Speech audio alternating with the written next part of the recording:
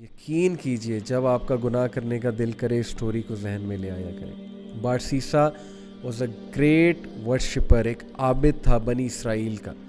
इतना नेक आदमी था कि पूरे बनी इसराइल में उसका चर्चा था। तो हुआ ये कि 3 भाई थे, उनकी इकलौती बहन थी। वो आई गेस जिहाद के लिए जा रहे थे या किसी काम के लिए जा रहे थे। I think there was a battle going on, so they were going for the holy war.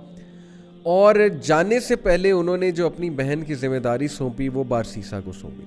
अब उनको ये ट्रस्ट था कि ये बहुत नेक आदमी है तो he will take care of our sister. अब कोई भी आम आदमी हो, जाहिर है कि वो दीनदार आदमी के बारे में यही सोचता है कि यार शरीफ आदमी है, चलो इससे कोई खतरा नहीं होगा। बारसीसा ने ये रिस्पॉन्सिबिलिटी एक्सेप्ट कर ली और बहुत शाय था, बहुत नेक था।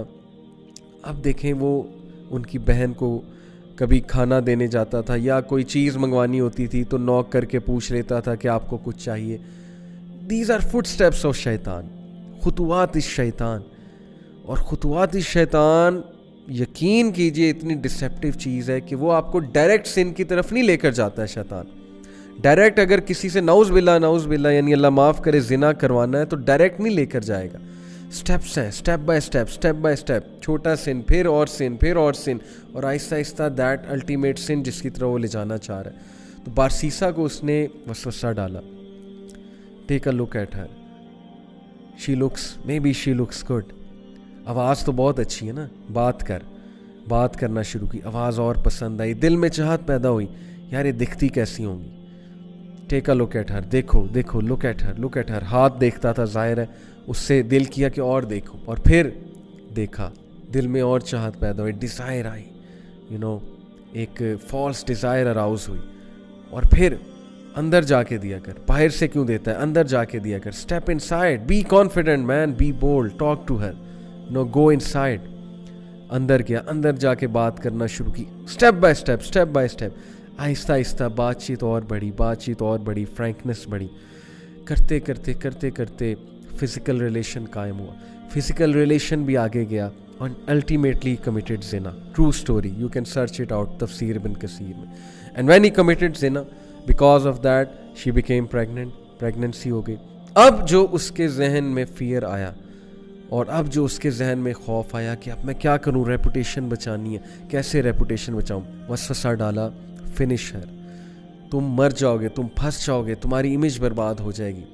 And then ultimately he killed her, can you believe it. उसने उस औरत को मार दिया और she was pregnant in that state. Can you believe it, major sin, किसी को मर्डर करना, वो भी इस स्टेट में। मार कर दफना दिया एक जगह। कुछ अरसे बाद भाई आए, भाइयों ने पूछा हमारी बहन कहाँ है।